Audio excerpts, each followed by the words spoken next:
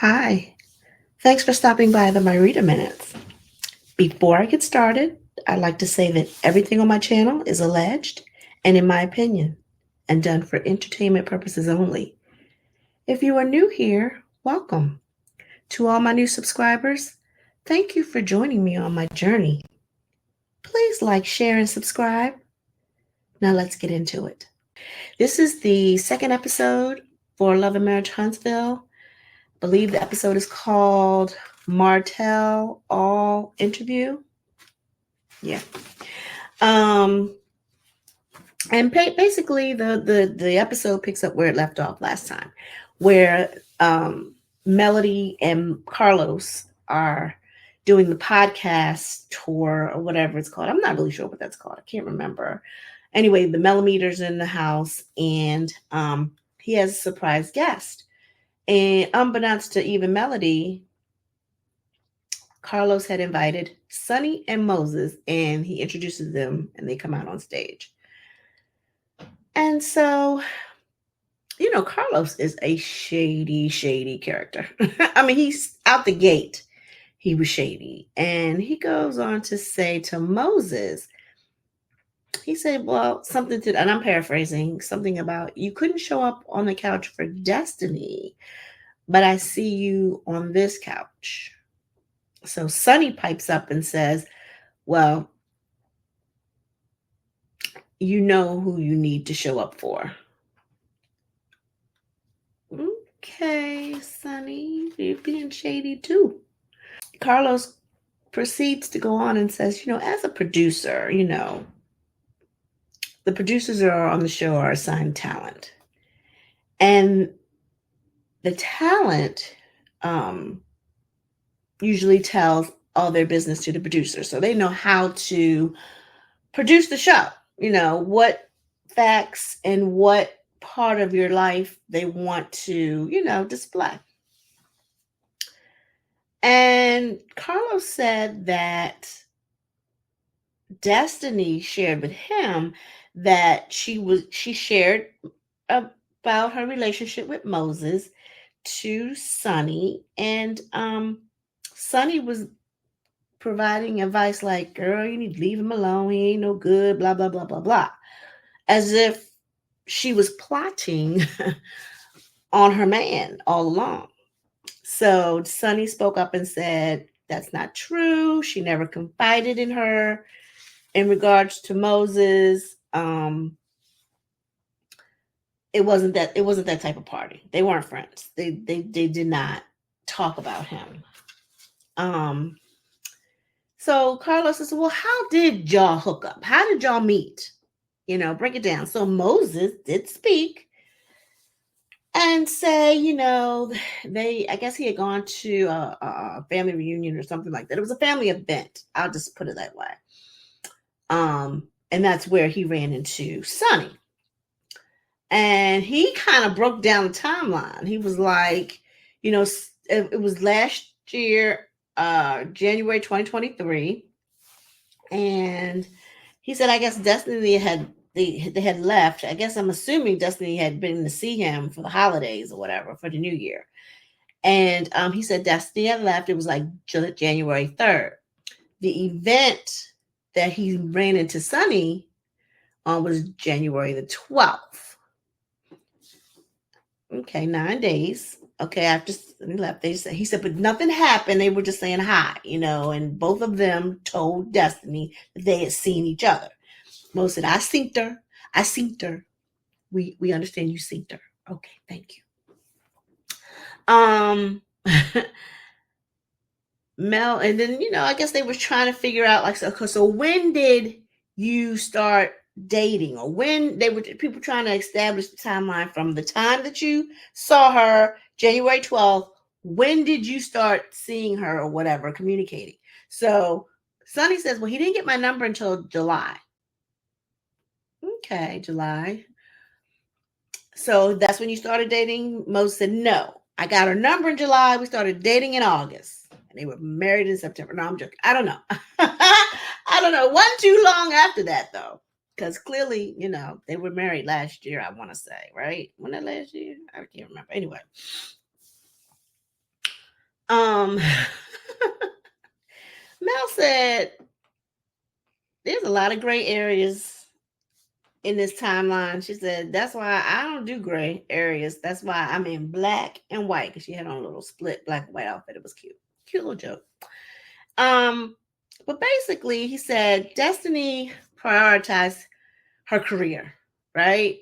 And she was going to award shows, she was hanging out with other people, and pretty much he was like on the back burner. And Sonny said he spoke up, and I don't know if it was in her confessional or she said, I think it was in the confessional. She said the Destiny left a lot of gaps in the relationship with her and Moses. And I didn't know how to take this, because it made it seem like she said, well, because Destiny had a lot of gaps in the relationship, she filled those gaps. And it made a comment saying she knows how to prioritize her man. And she couldn't have picked a better partner to be her man. And she was looking at him like she could eat him up. And he said, mm-hmm. I mean, the way that conversation went down, that was kind of shady, Sonny. Because you felt like, or the way that probably Moses expressed it to you, because I'm sure you're going by what he told you, Destiny wasn't doing what she was supposed to be doing. So you felt like you were the one that could do it. So Carlos actually said, well, when did you and Destiny break up? And Moses said, we didn't break up, but they knew it was over. Destiny knew it was over. And Sonny said she had reached out to Destiny to talk to her. She said she texted her and told her to call her. And Destiny said, what's up? She just texted her back. She didn't call her. She said, well, I asked you to call me. So she said she just went ahead and texted, me and Moses are seeing each other and it's getting serious. She said she never responded to her after that. Well, did you expect her to? I mean, really? What was she going to call and say? Like, you be or whatever? I don't know. But that wasn't a good thing. Now that I feel like my video that I did about, how I thought things went down ain't too far off, right? Destiny was in the picture, but she wasn't. And I think he had kind of slowly moved away from her because he was getting into Sonny, because obviously Destiny had other things to do. Destiny sounded like she was living her life. He was naming all the stuff that Destiny was doing. Sounds like a little envious to me also. Destiny was going to award shows. She was hanging out with other people. She was probably networking, trying to get her money up. Putting her career first. She got to take care of herself. You know what I mean? Not putting it all into a man. And he felt some way about it. So he moved on. That was Sonny. Sonny's pretty much established in her career. She's a producer. So I guess, she ain't got to, see where, guess and see where her next coin is coming from. So I don't know. It's not, it's a little shady. Granted, he was single. He wasn't married to her. And if he was seeing other people, then, he was fair game. But it was just the way that it went down was kind of shady. So Sonny did say, she didn't owe Destiny anything. They didn't have no skin in the game. She said when she started seeing him, he was dating other people. So Destiny was the side chick from day one. She was like, when was she ever the main chick? And she said it with such vitriol. Mel had to say, she had to put her hand on her, like almost like calm her down. Like, she says, I feel like it's a lot of anger here. And, it's like, yeah, a conversation needs to be had either with Moses and Destiny, or I don't even know if a conversation is even necessary at this point. I'm sure we'll get one because of the show. But they're married. There's nothing really to discuss. The lesson learned is, you can't trust anybody. And if your relationship ain't strong, then I wouldn't have even introduced him. Clearly it wasn't strong for you to discuss it with your producer, right? If it was just somebody you were seeing, I don't know how she actually introduced him to Sonny as a friend or acquaintance or whatever. And maybe that's all they were, but she made it to be like it was something more. That evidently it wasn't strong. When he saw Sonny, that was it, because she wasn't giving him no attention. I don't know. Anywho, that was it. So it goes off. So the next scene is Maurice and Marcel. Now I'm not going to stay too long on this because I'm not really, about this conversation that they're going to have with Martell. Who cares? But they ride over to the house that he's building. Now I want to say this is the house that him, Ariane, and the little boy were cleaning up stuff in the yard or whatever that he was building. And then I also think that Ariane has filmed in this house. So is she staying here? Was this a house that he built for her? Is this the house he built for himself that she stays there? I mean, because I was under the impression that he was building a house so he could flip it and sell it. But it looks like this is the house, because that's the same kitchen where she films at. And I've seen, little things that she's put on, I guess, Instagram, where that's the kitchen that she's cooking in.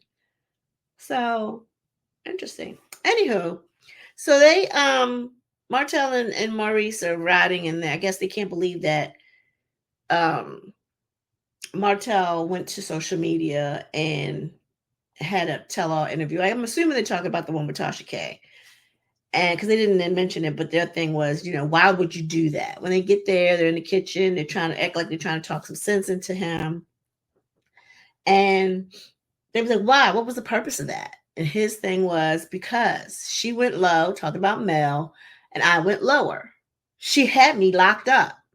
Now, she locked you up because of what you did to her. Like, wait a minute. She didn't just out of the blue just lock you up because she could. She locked you up for what you did to her. Now, mind you, at this time when they're talking, they might not know the time frame. They're making it seem like she waited like so many months to do it, to have him locked up. But the reality is that that's when he got caught.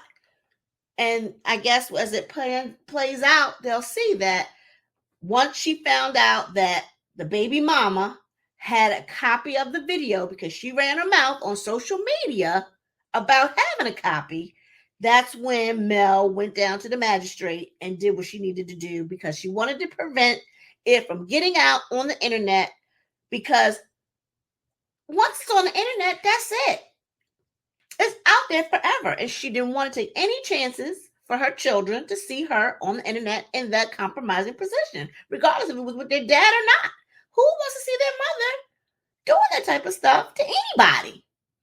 And I don't understand why Martell can't receive the fact that he violated by sharing that with Coleslaw, Ariane, whatever her name. I'm not going to call Coleslaw. Ariane. I couldn't think of her name. Sorry, y'all. Anywho. And the bottom line was, if it wasn't, like I said, if it wasn't for Carson, who shared with their conversation about it, because she also said the same thing to Nay, that he asked her to set up a fake account and put it out there. Queen Sheba asked him about it. He denied the part about setting up the fake account, because his thing was, I could have set up a fake account and did it, but if I was going to do it.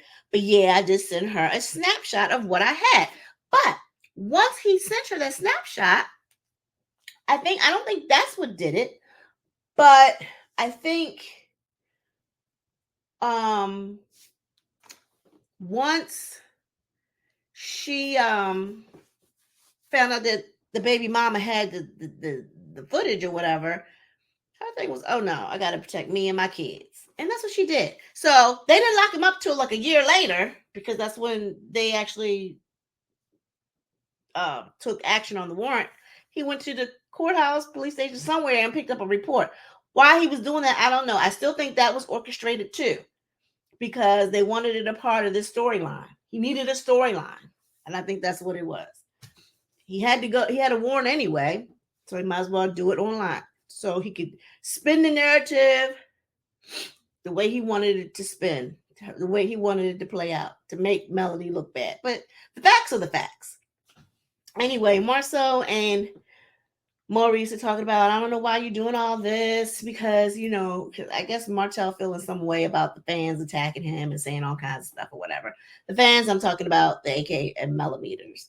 And they're basically saying, you can't change the fans. You're going to be the bad guy regardless. They like Melody for a lot of other reasons. And that's what it's going to be. You can't, whatever you do, whatever you say, you're still going to be the bad guy. Marceau and Maurice are pleading with him. Like, this is not a good look. This is not that's not the move. His thing was, I don't care what y'all say. And then, Marceau goes into being real ignorant and talking about, the millimeters. He didn't say the millimeters by name. He just said her fans are a group of deplorable, brainless, clueless people that ignore all facts. They spend all their money and their kids' money on making Melody richer. Sounds like you're a hater. Sounds like you're a hater, Marceau. Anywho, so Martell basically in his confessional says, Marceau can't tell me about how to act. He said, I've seen how he acts on social media, going back and forth like a female. He said he's the last person to tell me how to act and how to carry things. He's like, shut the hell up. I was like, okay. Is that how you really feel, Martell? All right. Anyway, so yeah. So the next scene is Stormy and Kiki, and it's about Kiki leaking info to the blogs prior to the stuff airing out, and she must have commented on how she felt like Melody wasn't a true friend, and blamed it on her mother. And I think that's come out to be proven that it was Kiki all along. But you see her trying to plead her case with Melody on, later on in the episode. But Stormy comes over to her house and, addresses the issue first, because her thing was, I want to believe Kiki, but I need for her to come clean with me.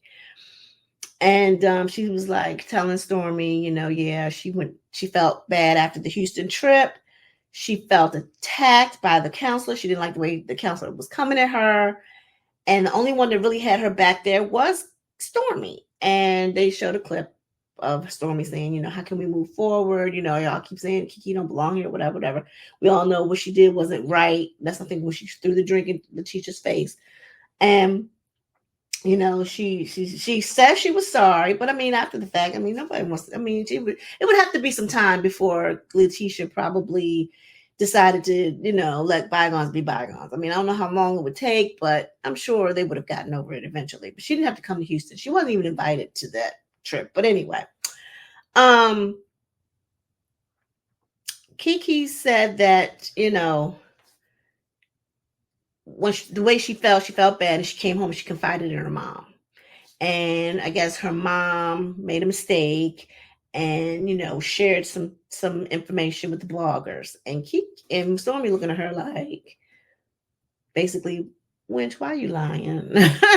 We know it was you. Because she was like, it's too much information out there that I guess that points to that was all Kiki. So Stormy just says, well, I don't know about that, Kiki. I tend to think that your mom is smarter than to go to the blogs.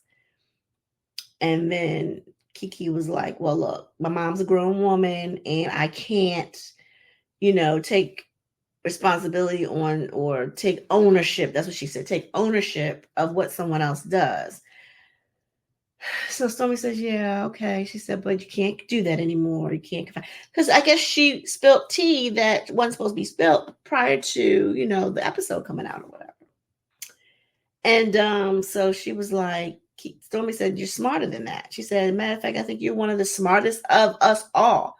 And then Kiki says, yeah, I'm the smartest. I'm the smartest. And Stormy just looks at her. But clearly she ain't smart enough to not mess up her bag, which is what she did. Because you don't want Melody to be on your bad side. Clearly, you don't want. She's the one that brought you on. She put you on. And now you're going to talk about she wasn't a good friend? Unless you don't need the bag no more, then I guess, it is what it is. Anyway, next scene, Letitia and Kimmy meet up at a pastry shop. And unbeknownst to Letitia, Kimmy invites Sonny. However, before Sonny arrives, Kimmy and Letitia sit down and they start talking. I think Tisha arrives and when they sit down, she starts to talk about her Africa trip and how they had gone to Johannesburg and I forgot what else she said that they went to. But anyway, she said it was a lifetime moment and she was glad that they got an opportunity to go. Her, all five of them as a family. After Marceau allegedly took someone else a couple years before. Ain't nobody forgot Tisha. Okay, he did take you. I guess that was his way of making it up to you, but he'd been there before, so I guess he was a good tour guide. Allegedly. Anyway, I'll move on. So Sonny walks in, and if looks could kill, Tisha, Sonny would have been stretched out on the floor. Anyway, she comes over, she sits down, and Tisha is looking at her like, girl. So Kimmy was like, what's going on? Tell us what's going on. She was like, I wanted you to come out and wanted to talk. I wanted to ask her some questions. She said, is it real? Is it really real? Tisha looked at Kimmy and said, yeah, it's real. We saw the pictures on the internet.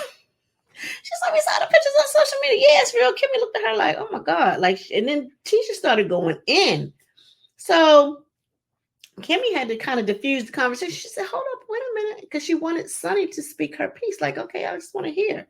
So Sonny just goes in and, says she didn't do anything. She said, yeah, it was an unfavorable situation. And she wouldn't have, she said she wasn't friends with Destiny. And Letitia said, well, wasn't she calling you, trying to work on a friendship? She said, wasn't you calling her trying to work on a friendship? She said, I wasn't calling her. She said, she called me mostly. And she said, I poured into Destiny. She said, I paid for things for her. She said, just wait a minute, hold up. You don't have to say that. She said, obviously you did have the kindness of your heart. She said, I find that to be a jab. She said, it was no need for you to say that. If you did it, you did it. No need to bring it up. And so she said, well, she jabbed me. She said, she gone on the platform making it look like, I done stole a man. And Kimmy says, well, you married her dude. She said, well, how did you not expect her to feel away? And, Sonny kind of agrees with them that she understands. She said, in any other situation, she said, you just can't help. She said, you just can't help who you fall in love with. She said, it wasn't done on purpose. She said, it wasn't like she was sneaking behind her back, but she said, she don't owe her anything. She said, I was true to myself. I picked me. She said, initially, when he pursued her, she rejected him. And she was kind of feeling like, no, I don't think this is a good thing or whatever. She said, but she prayed about it. And she said, this could be my husband. And she said, everything just happened so fast. She said, maybe I could have reached out to her sooner. She said, but everything happened so fast. She said, it wasn't really an engagement. We went straight and got married. And basically, that's how it went. She said, Destiny wasn't even relevant. She wasn't around. And Tisha said, well, why wasn't she relevant? They kind of disregarded Destiny all along. Destiny wasn't doing her thing. I guess Destiny thought that she had it going on. Because you know how they say, what you won't do, another woman will? Boom. Right? And she may have thought that they were a lot stronger than what they were. Obviously, he was looking for someone that pampered, catered, and did all the things. That's the new phrase. Wanted to do all the things for him. And like I said in the first segment, Sonny said Destiny left gaps, and that's where she moved in. And the rest is history. So she was like, what I could do, she said, is thank Destiny. And I'm like, this was awful. Thank Destiny for introducing us. She said, I guess that was our destiny. And it was like,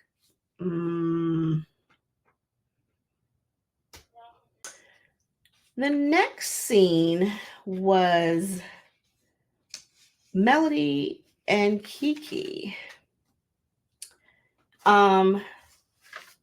Melody was a little perturbed, you could tell, and disappointed mostly probably, because she had to read on the internet that Kiki said that Melody really wasn't a good friend. And this had to do with what happened out in Houston. And Kiki was, sat down. So Melody said, I'll let you have the floor. You go first. And so she was like, hi. She said, I know I'm the last person you want to see. And Melody said, yeah. Okay. So, like, Melody wasn't for the bull crap. She got right to the point. She was like, well, I apologize. She was like, and then again, she went through the whole song and dance of how, her mom made a mistake, started talking to the bloggers, and that's how the information got out. She said, but she owns it, it's her fault, blah, blah, blah, blah, blah. Still trying to blame it on her mom, right? And her mom probably said, put it on me, I don't care. But like I said, as it plays out in real life, real time, comes to find out that the blogger had her on, I want to say he had her on tape, I think. Don't quote me. I don't know. But I want to say there's a footage or audio of Kiki spilling it, even though she blamed it on her mom. But anyway, she goes through the song and dance telling Melody that it was her mom. And, she really felt bad. She really felt sorry. And, Melody was like, well, what you sorry for? So she made her, go through all this song and dance, whatever. So Melody says, well, I've heard how you feel. So let me tell you how I feel. Here we go. So she was like, out of all those months that had passed by, she should have come to her first and told her what she did. Say, I done really got myself into a pickle. Let me talk about it. I care too much about our friendship for you to hear it any other way. Let me tell you before you hear it somewhere else. She said, I shouldn't have had to read it on the blogs. And she said, and your apology after the fact does not move me. Ooh, wow. I like Mel. Mel is straight, and she is business, and she has no time for stuff. She doesn't have no time. And so she goes on to say, I'm trying to make it out here. She was like, and I keep going up. She said, and as I know how in this situation, the further up you go, the smaller your friend circle gets. And she understands that. And she said she ain't got time to be questioning the purity of someone's friendship. And she, she said, I got children to take care of. She said, this is my check. And, she doesn't have room for people that she has to second guess in her circle. She wished Kiki the best, made sure, she told her, she was like, she thought she was going to, I think she said she had aspirations of writing a book and talking about how she overcame her addiction, all that kind of stuff. She said, I have yet to see that. And Kiki looked at her like, okay. She was letting her have it in a good way. She wasn't disrespectful about it, but her thing was, I ain't got time for this. If I'm not a good friend, she said, you came on a trip that you weren't even invited on. And, she didn't understand how she felt like she wasn't a good friend. They could have talked about it, you know what I mean? If she'd have really felt that way, I'm sure Melody would have, expressed whatever action Kiki alluded to for her that would implied that she wasn't being a good friend. I'm sure Melanie would have at least expressed why she acted the way she did, if however that was, you know what I mean? However she made Kiki feel.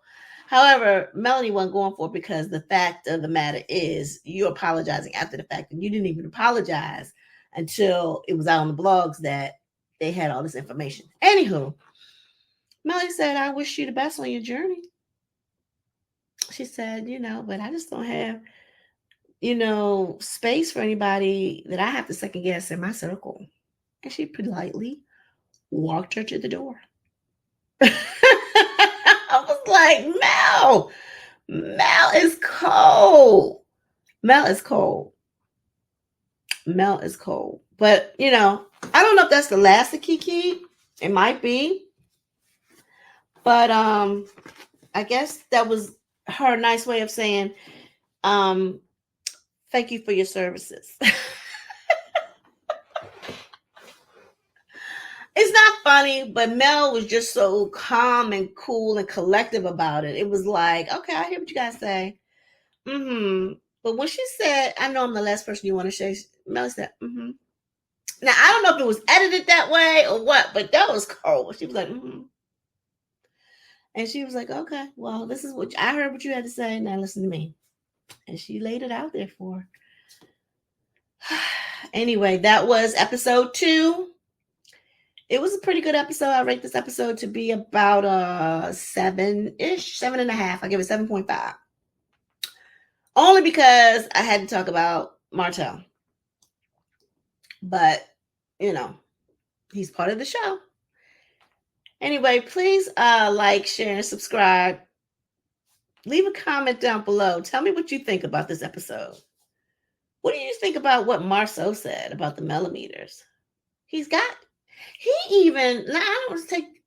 not going to take a couple more minutes about this, but I felt some way about that because he kind of like alluded that they were some kind of a cult. Well, wait a minute. Back up. Wasn't Marceau, it was Maurice. Maurice equated the millimeters as being kind of like the same fan base that our current, one of the candidates that are currently running for president. He said he has a group of people that follow him and do anything he wants them to do as well. And he was kind of mimicking like that's kind of like the same type of fan base that Melody has with the millimeters. So he's kind of trying to act like y'all kind of like a cult type thing. How y'all feel about that? Not that you have to care what he says, because, who cares? But he made a point to saying that you all are out here to do Mel's dirty work. I felt some way about how he phrased it. But I don't have the millimeters destroying anything that Melody has. Like, I don't know if are the millimeters behind the blackout? Because I wouldn't think that they would want to take down her show. Because basically in this episode, she says that this was her check. She's got children to take care of. And I don't have her cult-like following, as they said it, to destroy anything she's created. Yeah, granted, they don't care for some of the castmates on there or whatever, and they got other real life stuff going on behind the scenes with some of the other castmates, but Melanie ain't got nothing to do with that. Melanie has nothing to do with that. So I don't have the millimeters tearing down what she's put together. So anyway, those are my 2 cents. Y'all have a good day. Happy Mother's Day to all. Be blessed. Peace.